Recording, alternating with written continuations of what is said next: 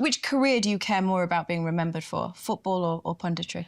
I don't want people to remember me as a footballer, because I think when you get to my age, or maybe another 10 years' time, when I get to 60, let's say, if people still remember me as a footballer, that means I've done nothing with my life since I stopped playing football. But a lot of the players, they still go, oh, he did this for Liverpool. I'm a bit like, I don't want that. I don't want that. I want to say, oh, he was on Sky, or he was on CBS. And when these jobs finish, I want to do something else. That 5 years later, people saying, oh, he does that now. I don't want it to be sort of, people just think, oh, Jamie Carragher, the footballer. So I want to be like known as a pundit or an analyst right now, and I want to be the best. I see it the way I did football. I see it as competition. I'm not letting people who I don't even know all around the world influence the way I'm going to be as a person. You're watching Kickin It, presented by Modelo. Our guest today is at the heart of CBS's success with the Champions League. He hates losing. He loves stirring the pot, and he can talk about football all day long. He is a legend at Liverpool Football Club, but his family are shining too. His wife ran all 7 major marathons in a year. His daughter is killing it in the West End, and this season his son scored in the FA Cup. Very warm welcome to Kickin It, Jamie Carragher. Can we start, because I guess I got to know you in your TV era of life, and okay. I'm just interested. Did you always feel comfortable on TV? Did you always know that this was an avenue that you would want to go? Yeah, I did. I enjoyed doing interviews when I was a player. I would say my knowledge of the game was as good as anybody's in the dressing room who I was playing with. My ability wasn't, but my knowledge and understanding of football was, and that's why I played at the level I did. So I always thought TV could be an avenue. I'm not someone was worried about being on TV or how I would come across. That never really entered my mind. Well, what I felt at the time when I was watching people speak about football, about me or my team, I thought I could do it, and I think I could do it better than them. Whether that's the case or not, you know, that's for other people to judge. But I certainly felt that I could bring something to TV. No, I think, to be fair, a lot of people feel like you kind of changed the way, you and Gary Neville probably in unison, changed the way that football punditry was done. You made it, I guess, smarter in some ways, in that you kind of broke down patterns of play and systems, and maybe took us more into the mind of a player and the mind of a manager than we'd maybe been used to as an audience. But I think that's the same with most things. It moves on, it gets better, it gets more detailed. So, yeah, I mean, and also because, well, I started doing TV punditry when I was still a player. A couple of years before I finished, I did a tournament, the Euros. I think it was in 2012. I retired in 2013, and I just started doing my coaching badges as well. So I was just thinking, okay, what do I want to do? And I just knew punditry was for me. I love talking about football. I could talk about football 24/7. I'd never get bored of it. I'd never run out of things to say. I'd never run out of ideas. With coaching, it just didn't grab me at all. You know, going there, putting cones out. I find that so surprising, because I think of you as like, you were a leader on the pitch, right? So you would think that would kind of naturally transition into management. I think because of, I saw what the job did to the 2 managers who were the biggest influences on me, Rafa Benitez and Gerard Houllier. You know, I looked up to them so much, I had so much respect. They helped me so much, but... What did you think it did to them? Basically, the way I like to describe it is, the guy who walked in the door on the first day was just a shadow of himself from the guy who walked out 6 years later. You know, what the job had done to them, basically, where you sort of look at them, they look like broken men, really. And I just looked at that, and they were successful, and they were good. You know, so they're one of the top ones. They're managing Liverpool, one of the biggest jobs in the world. So that's not the case for most managers as well, to get to that level and have that success as well. And also, because I'd never moved the family. If you're not doing well, you're trying to get another job to try and prove everyone wrong. And I just thought, am I really going to be moving my family every 18 months, 2 years around the country? Or am I going to be moving on my own, which is probably would have been the case, I would imagine. Nicola would you have sent you on your own? No, but I just think when the kids are at school, this idea that they're going to move with you everywhere, you know, when they've got their own lives, they're getting going as well. I just don't think that's going to happen. I never had an offer to be a coach at any club. I had one semi-offer from Liverpool, from Brendan Rodgers, when he first came into the job. So he came in and was announced as the Liverpool manager. I had 1 year to go on my contract. I was on holiday in Dubai. He phoned me. You know, he's the new Liverpool manager. And we had a chat on the phone. We were on the phone for about an hour and a half, 2 hours, just talking football and ideas. And at the end of that conversation, he offered me a coaching job, as in a player coach. Yeah. Because I said to him on the phone, listen, you're a young manager. I'm an experienced player. I don't want you thinking I'm going to put pressure on you that, like, I'm going to be a problem for you if I'm not playing. I said, I shouldn't be playing for Liverpool right now. I said, I'm a squad player for you. So I wanted to take the pressure off Brendan Rodgers to almost thinking that, you know, he's got a problem, I'm going to deal with this. Jamie Carragher's 34, he's not the same player. I'm going to have a problem not playing him every week. So I actually said to him on the phone, the other two lads are better than me now. Don't worry about me. I will be knocking on your door, saying why I'm playing. I'm here to help you. So then the coaching thing sort of thought, okay, that's nice. I can almost see what it's like for 12 months if I really want to dive into it fully. But that just never materialised because he changed his mind when I saw him face to face for whatever reason. I've never asked him, but I always wondered if that decision would have been to stick with the original plan. Would I have then been a coach and a manager? Would it have taken you on that route? Yeah, it probably would have been, really. And then from there, I 3 or 4 months later, I agreed to join Sky. Wow, I didn't realise that. That's what a podcast's for. Are you happier in life now than you were as a player? Yeah. Like, which stage of life do you enjoy more? I'm happier now. I mean, I just think football's a roller coaster, really, when you're in it. And you'll never in TV. I will never get those highs, but I'll never get the lows. And it's just what you want out of life. And when I'd finished playing for Liverpool, they wanted me to stay for another year, and I had offers maybe to drop down the leagues. I would never have done that. But the thing about with Liverpool was brilliant when you're winning and it's going well. But a lot of the time that wasn't joy, it was relief that you didn't feel bad. You know, it's like, 4 or 5 days where I can just relax. You know, look forward to the game next week. Do you think that's all players, or do you think you kind of like... I've listened to some other interviews of yours recently, and it feels like you were very punishing on yourself. Like you really demanded a high standard of yourself and didn't manage to kind of enjoy the highs because you were always caught up in where it could have been better. No, not every player's like that, because certainly the ones I played with for sort of 15, 20 years at Liverpool, and that's not a criticism of them. I just think my whole life, from when I was 6 or 7, football's just been in my head constantly, every single day. I think I was too hard on myself, and I don't think I enjoyed it enough. I enjoyed it, I loved it. You know, playing for Liverpool, you know, some of the things that we did in the games we had, I loved it. Really, I should have given myself a little bit of slack. You know, if I didn't play particularly well or made a mistake for a goal, that would like be in my head for days, you know, and trying to put it right. It's never not been one of the first things, you know, at the forefront of my mind. You know, on the show, you made just a joke, right? But you said in Liverpool, we don't use crutches. I always wondered if you'd be the kind of guy that would feel similarly about, like, psychological help, about needing to go and speak to someone about your problems or what you're dealing with. Like, was that a difficult barrier for you to get past and say, yeah, I do need help? Not really, because I knew the guy. He was from England. He was a guy called Bill Beswick. So almost it wasn't me going looking for help as such. It was just, maybe he's a good guy for me to speak to. But the funny thing about it was, I needed that help when I was at my best. This was not when I was playing poorly. I knew I was playing at a very high level. I almost got to the stage that I was putting that pressure on myself that I can't make a mistake. It's not acceptable for me to make a mistake the level I'm playing at now. You know, I can't cost the team a game. And I'd go into games sometimes thinking, and a little bit with Stevie as well. I think Stevie was probably similar to me, because there was a stage under Rafa Benitez where it felt like, and it's a little bit simplistic and it's wrong, but it almost felt like I was the guy at the back, keeping everything out, and Stevie was the guy at the other end trying to win. I always remember it was away in Atletico Madrid. And we were winning 1-0 in the Champions League group stage, and I was having a good game. I was playing well. I'm at the back. I'm organised. This is when I was in my element. Away from home in Europe, we need to keep the opposition out. I'm organised and telling everyone where to go.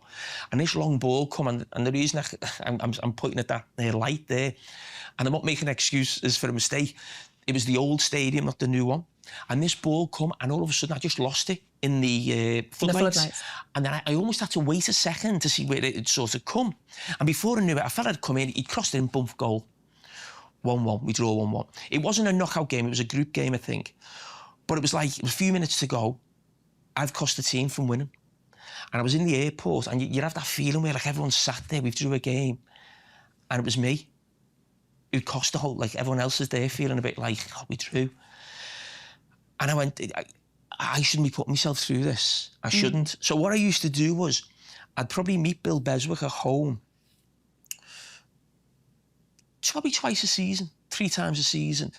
It was more speaking to somebody about who understood what you were going through. So even though you've got your dad and that, they don't understand, you don't know what it's like to play for Liverpool, they don't know the pressure you're putting on yourself. It was more a case every few months of getting a few things off your chest that you probably couldn't really speak to anyone else about, really. You're very honest about who you are. Is that like a maturity thing? Or did you feel aware of those things at the time in the dressing room? Did you know, I'm not one of the best here, so I need to achieve, and I need to bring something different to the team? Or you knew when you were like that guy in the dressing room? No one would say I had qualities that stood out at a world-class level. But I'm not daft. From 2005 to 2009, I was playing as well as the other top defenders in the Champions League. We could go to Inter Milan. We played Inter Milan twice and didn't concede a goal in 2 games, home and away. They were the best team in Italy. Going to Real Madrid, we beat them 5-0. So, OK, we scored 5, but we didn't concede a goal in 2 games at Anfield or there. We played in the Nou Camp 3 times under Gerard Houllier and Rafa Benitez. We conceded 1 goal. 1 goal in 3 games against Barcelona. Right, Clive, Rivaldo, Ronaldinho, Messi, all these players. So I'll also be honest about myself and say, when I was at my absolute peak, I was playing as... I was the best defender in one of the best defensive teams in the world. You're watching Kickin It, presented by Modelo.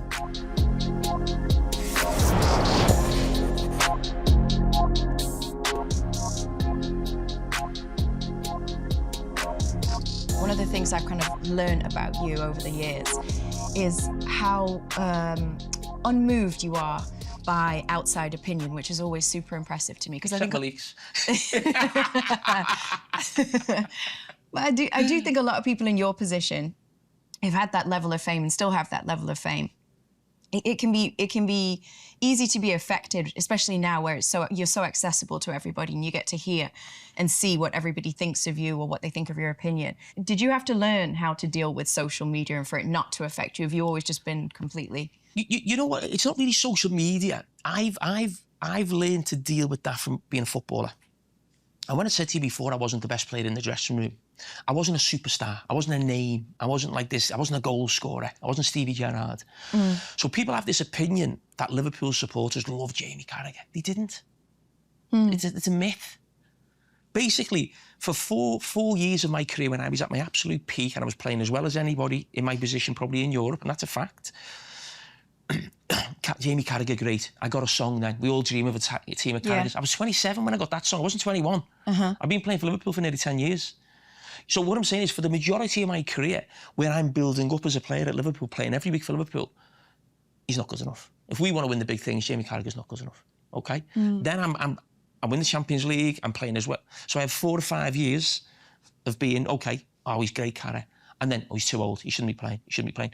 So I've had that constantly, this thing that I've got to prove myself, or I've had to deal with criticism, or, you know, you're not quite good enough. And so I think just as you get older, you care less, because it won't bother me that much.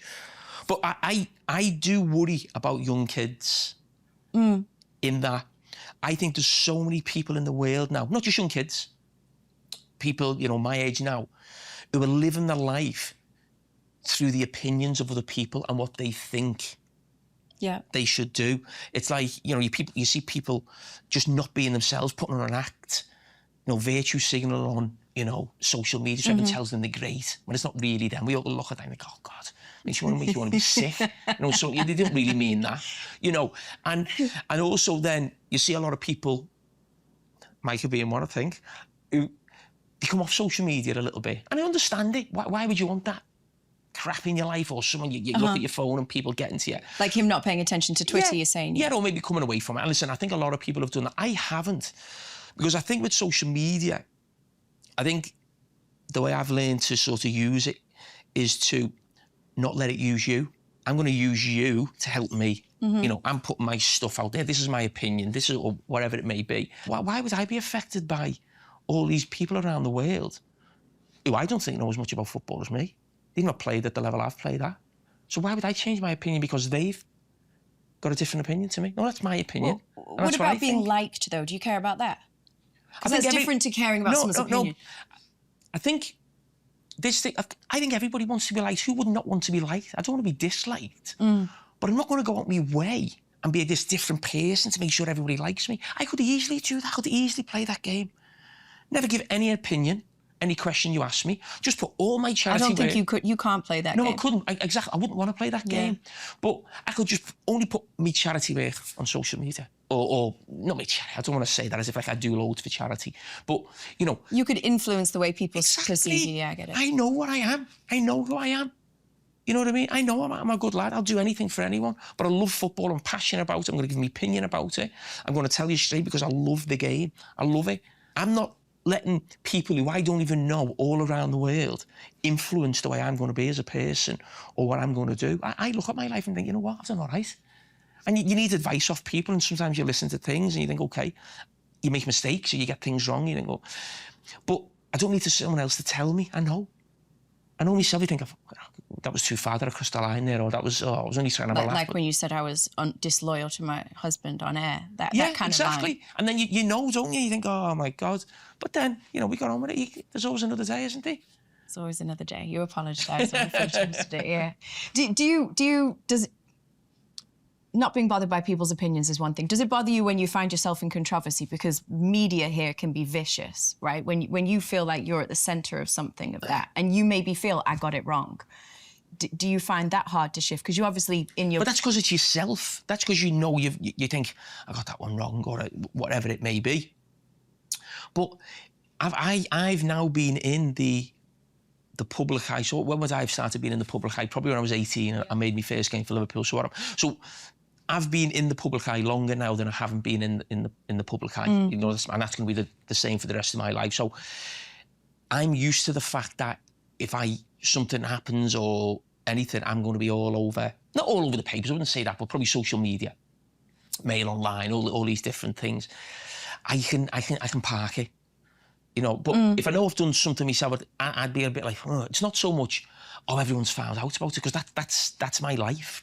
Everyone's always going to know what I do, good or bad. Say the comments around AFCON a couple of years ago, or something with Mo Salah a couple of months ago. No. Wouldn't flinch me a bit, because I know I was right, and I know what I was saying was right, and I'll still... you know, the AFCON thing, I was probably a little bit clumsy with my words, but I think people jumped on something I was talking about Mo Salah winning the Ballon d'Or. That's what it was about.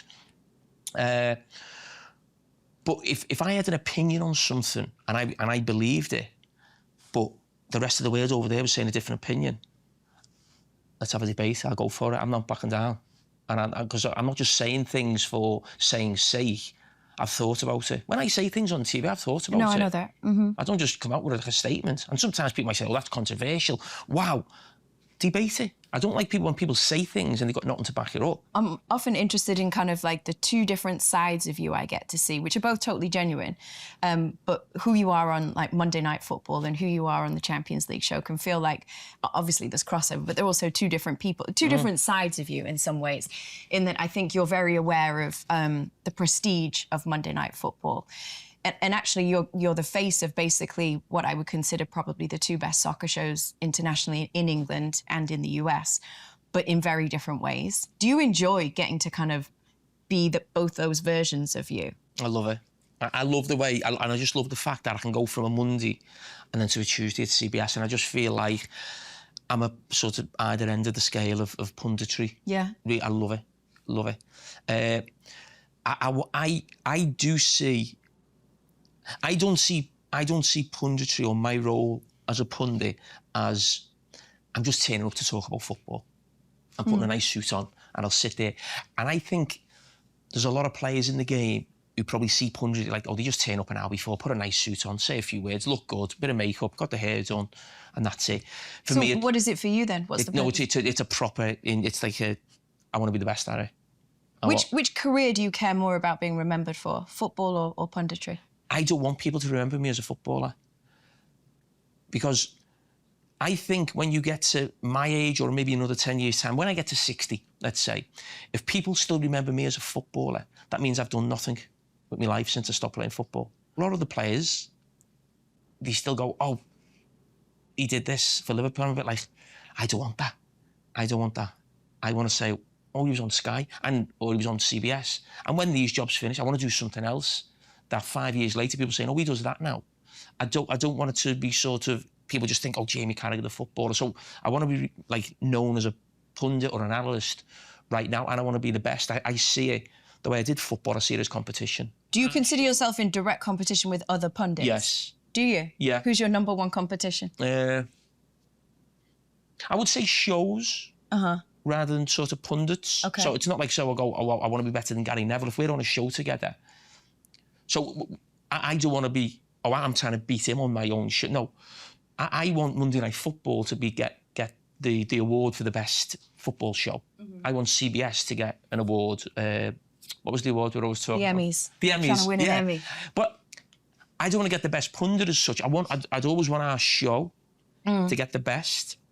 And when you with most people, I wouldn't believe that, but with you, I do actually believe that. I think that's your mentality. No, I do. I was up for Pundit of the Year, I think, a couple of years ago, and Monday Night Football was on the. Obviously, we were there with Sky, and Monday Night Football got the best TV show or sports shows. So, and I love that we were all on the stage there. It's not me. It's like, this is because a lot of work goes into it, as we do with this show. And what you said before, that's where I take my own pride in that. Not that I need someone to say to me, oh, he's the best pundit. When I say I'm in competition, I want to be the best I can be to drive myself. And I do think I'm on the best 2 football shows in the world. I do. I do believe that. Monday Night Football for completely different reasons, and the CBS show that we have. I do think they are probably the 2 most talked about football shows anywhere in the world, and I'm you know, at the heart of both of them, which is that's me doing. And I know eventually, like in football, you get a new manager, you get a new player, you get a new team, things evolve. But I sometimes think, because this is almost not a physical job, if you know what I mean, it's about... You've got longevity. Yeah, so my thing was, how long could I keep going before someone thinks, no, they're better than them to take his job? And I'm just thinking, I do think about that. I think... Well, Micah has his out, right? Micah says, I want to do it till I'm, what does he say, 35 or something. Yeah. Do you have a number? Do you have an out? No, I just keep going. Yeah. Listen, it's a brilliant job. You get paid well. You're talking about football. What would you be doing? You'd be sat in the house talking to your mate, talking about the game on the same thing. We're on TV. It's amazing. And don't listen to Micah. I've heard people say this all, oh, I'm going to retire, I'm going to do that. They're not. Serie always talks about how, which I always find hard to believe given the kind of the level, the status that he has as a player. But he always says he gets talked to more about this show or the CBS show now than he did, or then people come up to him and talk to him about his career as a player. Is that similar for you? Or I'm guessing maybe not, because you've got Monday Night Football too. So what do people approach you about most? The big difference for me, which I love, is I'm now outside the Liverpool bubble. So when I was a player, you were just, everything in your life was Liverpool. You stayed in, we lived in Liverpool. Everyone you spoke to, you're dropping the kids off at school, you went for something to eat, everyone was a Liverpool fan. Everyone's talking about football. It's still the same now. But because you're on TV talking about Chelsea, Arsenal, Aston Villa, Newcastle, everywhere you go, they feel like they've got ownership of you. You talk about my team.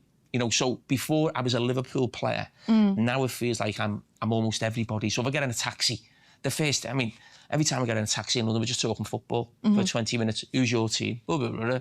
And you're just chatting away, you know, talking about football. That probably wouldn't happen as much if I was a Liverpool player. Right. So that's the big difference now. But when a lot of people stop me about, you know, the show that we do, CBS.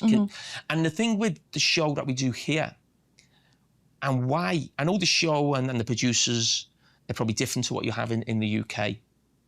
And when you said I'm different on Monday Night Football to CBS, I don't think I could be like that on Monday Night Football the way I would be on CBS, because I think it might be classed as being like you're not taking our team seriously enough, or you're not... The audience receives it differently. Yeah, a little bit. It's very tribal.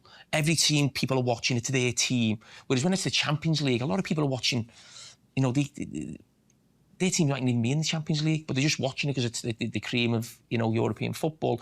And also the fact it's going out in America, there's almost something at the back of your mind thinking, oh, no one will see it, it's in America. But we learned very quickly that was not the case. But the social media of it is probably what makes this show. So everyone's, you know, got the phones now, so everywhere I go, everyone's talking about this show.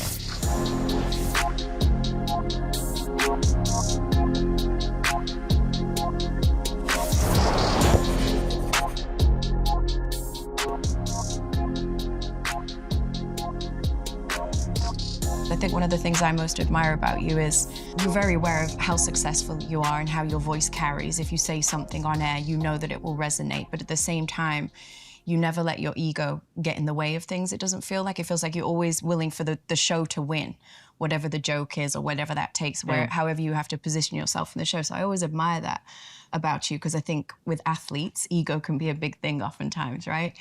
What about when you look back at your playing career, what do you think you found hardest? What was hardest to deal with? Defeat, yeah. Yeah, and that's something that I almost go, I still wake up now of a morning when Liverpool lose, and I still go, oh, I can feel it in my stomach, but it was 10 times worse when I played. And it's almost that feeling of, oh, thank God I'm not playing. You know, it's that feeling now, and I still get that. And I worried I wouldn't have that when I stopped playing. I don't know why. You worried you'd be less of a fan? Yeah, because I was an Everton fan as a kid. I was never going to go back and be an Everton fan. But I'd never really been a Liverpool fan. I'd been a Liverpool player. Yeah. Now, I didn't know what, you know, we just, because that feeling, as I said, is a roller coaster as a fan. It's worse as a player. But the thought of not having a feeling around football would just be like, oh, I mean, the thought of living every day and football not actually taking you anywhere, you know, you've almost got to feel bad at times to feel the high, that the feeling I get when Liverpool win or they win a big trophy, it's like, oh, God, you know, you can't describe it, and I still have it now. So I'm really pleased I still have that. But that for me, that feeling of going into a dressing room after the game when you've won is the biggest thing I miss. It's not the actual playing as such. This idea that, like, oh, you enjoy playing football. No, you enjoy winning. It's like, you know, when you're in a game, people say, how do you enjoy it when you're winning? You want the referee to blow his whistle. You want the game over. You want to win. You know, so it's not like, oh, we're having a game of football. We want this game to carry on and the referee can carry on playing for another 20 minutes. No, blow the whistle. Get in the dressing room. There's another game. And that's the one thing I miss, that feeling of you won a big game and when everyone's back together in that dressing room at that sort of half an hour, 45 minutes after that. But I've also heard you say that, because oftentimes when people answer that question about what you miss about the game, they say the dressing room. You don't feel like it's really the dressing room that you miss? No, not really. Not to people say, like, oh, you miss the lads and the band. I still have that. I go to the gym, I've got my mates, I've got my family. I don't think the banter was that good in the dressing room compared to what I've got outside. What about through your son now vicariously? Because you said you still got that feeling. What was that word you used there? Vicariously. What does that mean? Meaning what you live through him, because obviously he's playing the game professionally. What you live through him, because he's playing the game professionally, right? Mm-hmm. So do you kind of live those highs and lows just as intensely with your son, or is it different when it's not your personal career and it's not your team, it's Wigan, it's not Liverpool? It's probably more. I wouldn't say I lived them with him. I lived them on my own privately, if you know what I mean. It's like I'm watching him play and I'll tell him how great he's played. But I almost think, and it makes me think what my dad must have been like with me, I'm almost worrying more for him. And more, I'm like, oh my God, you know, when I watch him play, the pride you've got when he's played well, and I know what he can do, and I'm thinking, oh God, I hope he can get where I think he can get, and it's permanently in your head. And the big challenge you've got as a parent is keeping your mouth shut. You know, you're almost, you know, sometimes it feels like sometimes I'll be sitting with him and I'll think, don't say it, and something comes out. And I don't mean that as a criticism. It might just be talking football, it might be praising, it might be saying, you can be careful with that. And sometimes you're just thinking, oh, I shouldn't have said that. And then, or later on, if you don't say it, I think, oh, I want to say that. But sometimes you're actually saying it for your own good, not for him. In what way?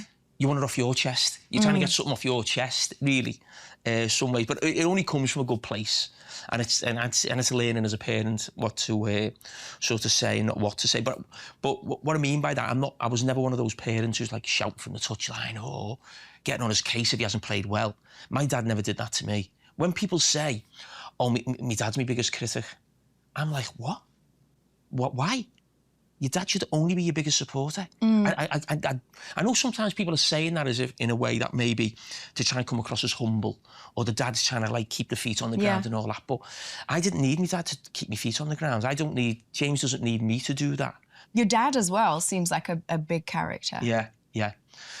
So my dad was the first manager I can remember. You know, you think about football being in my life. So he used to manage 2 amateur football teams on a Saturday and a Sunday. I was probably going from 4 or 5 years of age. He was bringing me with him.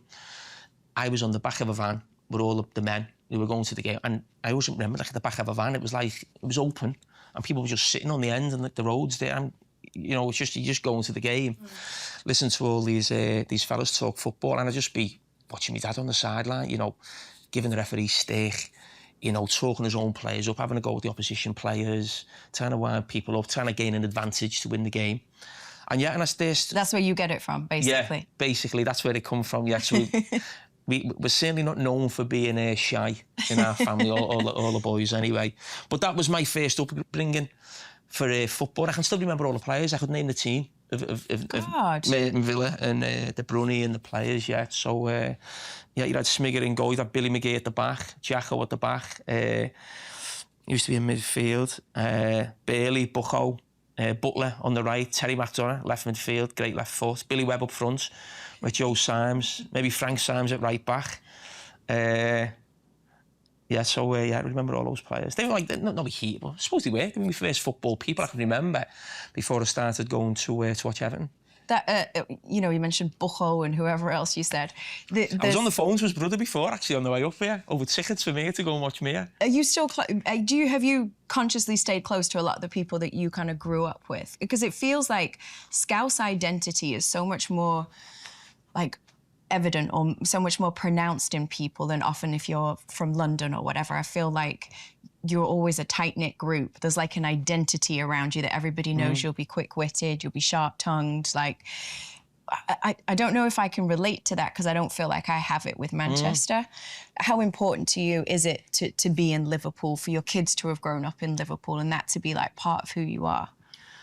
Well, it's funny when you say your kids grew up in Liverpool. That used to be a big motivation for me, because when I was playing for Liverpool, the managers a lot of the time, because it's Liverpool, they're trying to buy the best players, and for a few seasons it looked like they were always trying to replace me. Every summer they'd buy a player that was in my position, and that'd be one of the motivations in my head, because I'm not being a sub.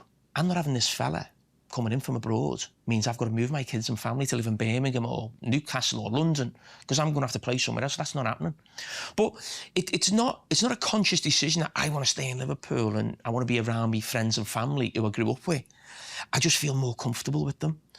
I don't know lots of people in these worlds of like, oh, did this, you know, all these, whatever, middle class or higher class, but whatever it is, whatever you want to describe people, I just like knowing who I know. And I deal with people in TV and, you know, that they're different type of people, and they're the people I, you know, have... What type of people are they?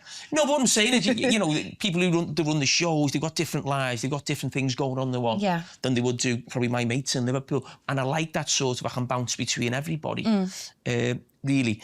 But I'd much rather go on a night out and be with my people than go and sit in a fancy restaurant somewhere with TV people or whatever. That's not, or anybody.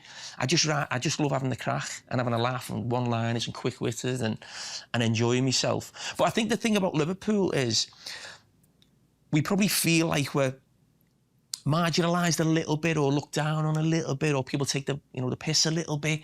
So it's a little bit like, oh, you're coming for all of us, then it's all right. We're all sort of, you know, together. And I think we always like to see each other do well. I always love, even if, you know, I'm a big Liverpool man now, but I love seeing Wayne Rooney come through at Everton, or Ross Barkley coming through, or, you know, anybody come through. You think a local lad who's done well for himself, yeah, go on. Go and make a few quid, go and make a name for yourself. Watching you work with local hospitals, with different, like, community centres or whatever, you seem to really care about giving back. Do you feel like that's a responsibility because you feel like, well, I'm wealthy, I made it, I have to try and help other people? Or Yeah, it does. I think especially where you come from in Liverpool, it does feel like I think it is a responsibility that if you've done well for yourself, you've got to give a bit back. I don't think I should be given any praise for that. And the reason I say that is because when I look at people who give back to people and do lots for charity, and they haven't got the means to do it as such or the time, but they still do it. That for me is special. When I think of my mum like that.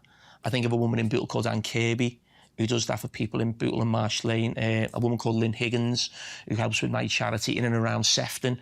You know, they know all the families who are struggling around Christmas, who are struggling to feed and clothe the kids. You know, these are just normal women who've got their own hardships as well. I do because I think it's a responsibility that I'm fortunate enough I can do it. So I'm in a position where I could, you know, because of who I am, would gain more publicity around it, maybe for that charity. Maybe people will click on a link a little bit more. I can have a charity, the 23 Foundation. I'm involved in another one now that we've started the last 4 or 5 years called Football for Change.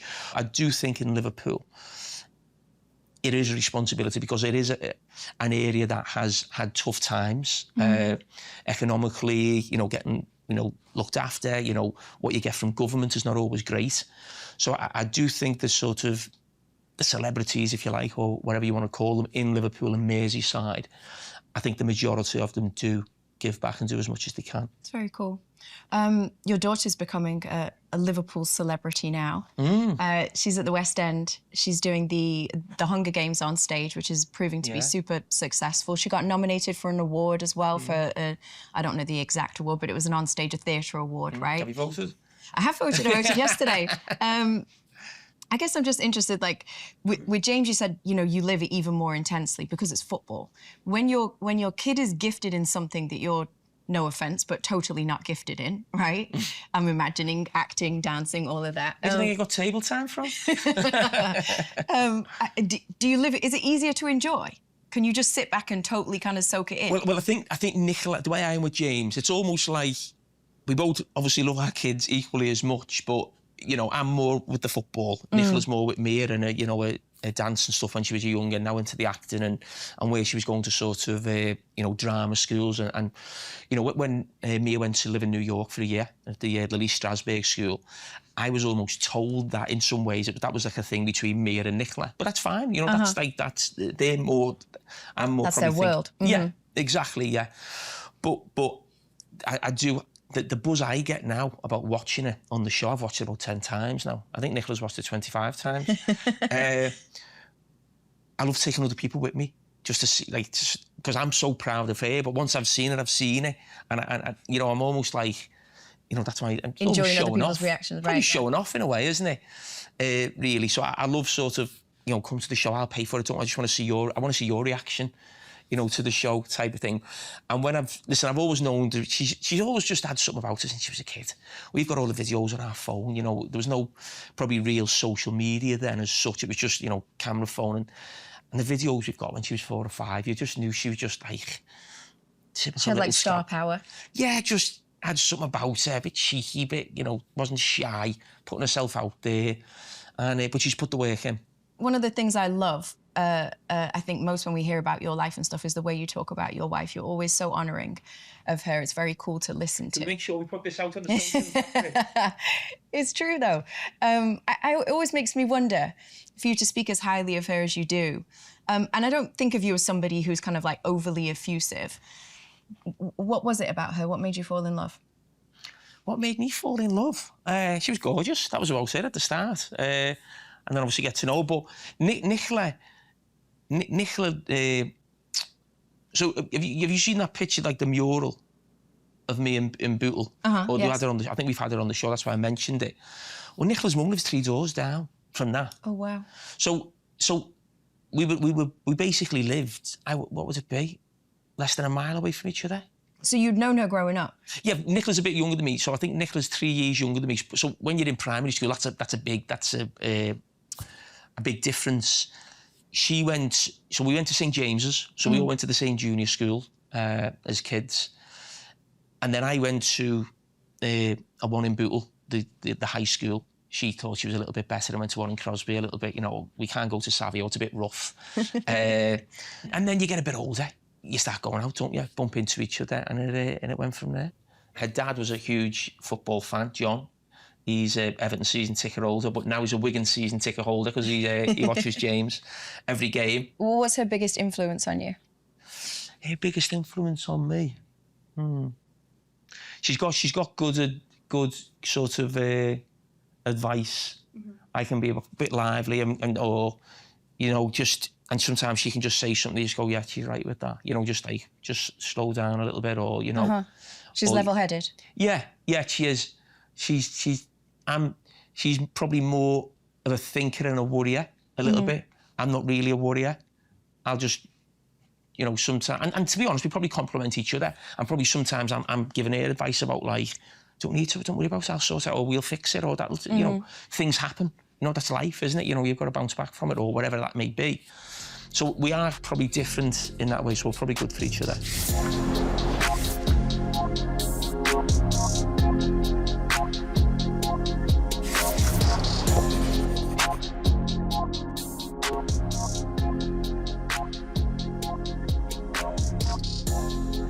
I think this is probably the most we've ever spoken, is it?